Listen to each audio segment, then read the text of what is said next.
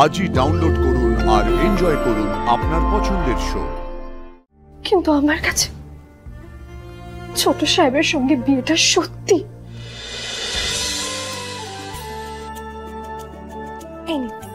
Thank you.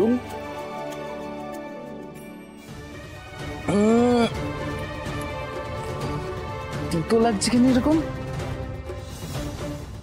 কি হয়েছে? কুসুম, শুটের দিন আমাকে এরকমই জুস দেওয়া হয়েছিল।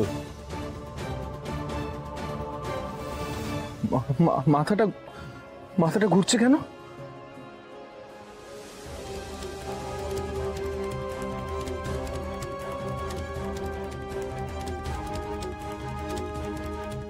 জুস খাওয়ার আগে অবধি আমার সবটা মনে আছে, কিন্তু জুস খাওয়ার পরে আর কিচ্ছু মনে নেই। এই কথাটা আমাদের এক্ষুনি ছোট সাহেবকে বলতে হবে। আপনি আসুন আমার সঙ্গে, আসুন।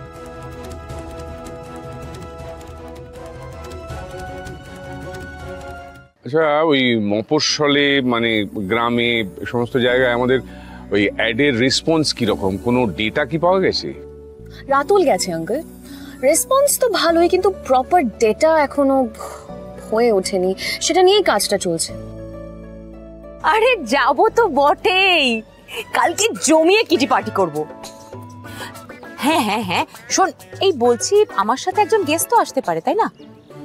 আমি তোকে বলছি এক্ষুনি কথা বলে। একটু হোল্ড কর। এই দেবুলি না, বলছি তুমি কাল আমার সাথে পার্টিতে যাবে? এই তুমি চিন্তা করো না, ওখানে শুধু আমার বন্ধুরাই থাকবে, আর ওরা সবাই তোমারই বয়সী। এই মহিলার মাথার ঠিক নেই, আমি নাকি ওর বয়সী? আমি যাব না। হ্যালো, যাবে না বলছে, ছেড়ে দে। এনিওয়ে, কালকে দেখা হচ্ছে। Oh, I'm so excited! কতদিন বাদে পাচ্ছি। দাদা জেগে জেগে স্বপ্ন দেখছি। ওর এই স্বপ্নটা ভাঙানো দরকার। চেষ্টা করে দেখছি। বাই মীনাক্ষী। হ্যাঁ, কাল তো তুমি কিটি পার্টি করতে চলেছো, তাই তো? কিন্তু কাল যে কোজাগুড়ি লক্ষ্মী পুজো, প্রত্যেক বছর এই পূর্ণিমা তিথিতে এবাড়ির যারা সদবা মানুষ তারা সবাই নানা রকম আচার নিয়ম এসব পালন করে থাকে। হ্যাঁ, আর এই প্রথাই গাঙ্গুলি বাড়িতে না প্রজন্মের পর প্রজন্ম ধরে চলে আসছে। তুমি যাবে কি করে? তোমাকে তো কালকে উপোস থাকতে হবে। দাদা, প্রত্যেক বছর তো উপোস থেকে এই লক্ষ্মী পূর্ণিমায় পুজো করি। বলছি আমি না হয় সামনের বছর আবার উপোস করে পুজো করব। দাদা, এবার পার্টিটাতে যাই, অনেকদিন পার্টি করিনি। এই পার্টিটা একদম গ্র্যান্ড পার্টি, এটা কিছুতেই মিস করা যাবে না। অসম্ভব, আমার সব বন্ধুরা আসছে। পার্টির প্ল্যান এবার মাঠে মারা যাবে। এতদিন বাড়িতে যা চলেছে, আমি একটা পার্টি অ্যাটেন্ড করতে পারিনি, এটা আমি কিছুতেই মিস করবো না। আমি যাবোই না, আমি যাব। কে?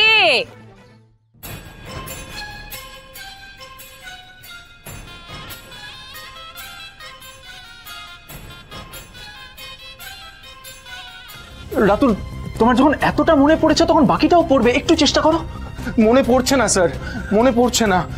জুসটা খাওয়ার পর আমি ফুল ব্ল্যাক আউট হয়ে গেছিলাম। ইভেন আমার এটাও ক্লিয়ারলি মনে পড়ছে না যে জুসের গ্লাসটা আমার কাছে কে এনে দিয়েছিল। তোমার যেই ঘটনাগুলো মনে পড়ছে না তার জন্যই কিন্তু বিয়ের শুটে তুমি বসতে পারোনি, আর তার জায়গায় আমাকে বসতে হয়েছে।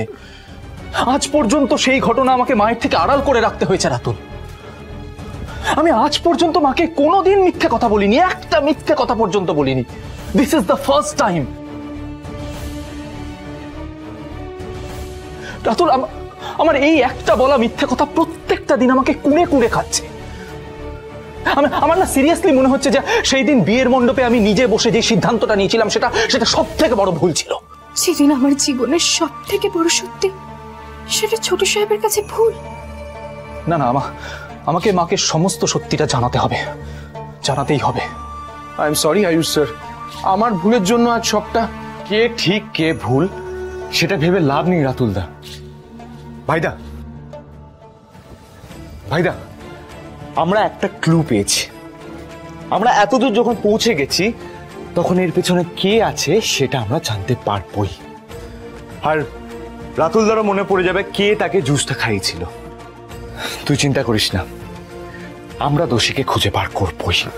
হ্যাঁ স্যার, আপনি দেখবেন সত্যিটা সবার সামনে আসবেই। দোষ আমার কপালে, হয়তো ঠাকুর এটাই লিখে রেখেছিলেন, কিন্তু শুধু আমি কেন সেটা বুঝতে পারছি, ছোট সাহেব কেন বুঝতে পারছেন না? এটাই ঈশ্বরের ইচ্ছে। কাল লক্ষ্মী পুজো। আমরা গাঙ্গুলি পরিবারের মেয়েরা প্রত্যেক বছর সমস্ত নিয়ম কানুন মেনে উপোস করে পুজো করি, তাই না? কাজে কালকেও তুই তাই করবি, কোথাও যাবি না। দিদি আমি তো কথা দিয়ে দিয়েছি। তোর কথা দেওয়া আমার কিছু যায় আসে না ছোট, আর এই বাড়িতে আমার কথা চলে তাই চলবে। সব নিয়ম মেনে কালকে তুই লক্ষ্মী পুজো করবি, কোথাও যাবি না। আন্টি বলছিলাম যে কালকে আমি কি উপোস করতে পারি? না, কালকে তোমার উপোস করার কোনো প্রয়োজন নেই। তুমি সামনের বছর উপোস করো। তার কারণ এই পুজোটা শুধুমাত্র বিবাহিত মহিলারা করে।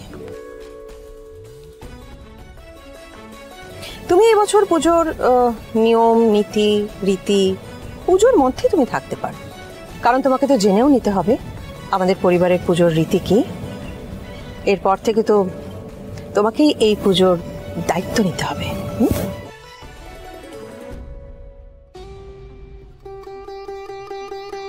আজকাল নিজে নিজেই সব সিদ্ধান্ত নিতে শুরু করেছো, তাই তো?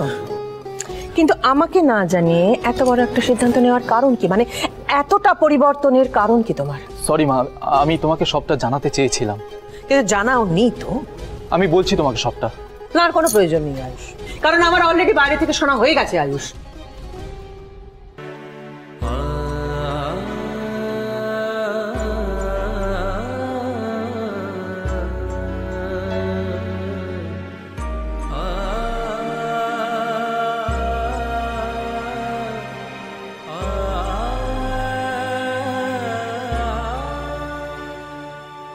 যে দিনটা আমাকে বদলে দিয়েছে সেদিনের মূল্য ছোট সাহেবের কাছে নেই।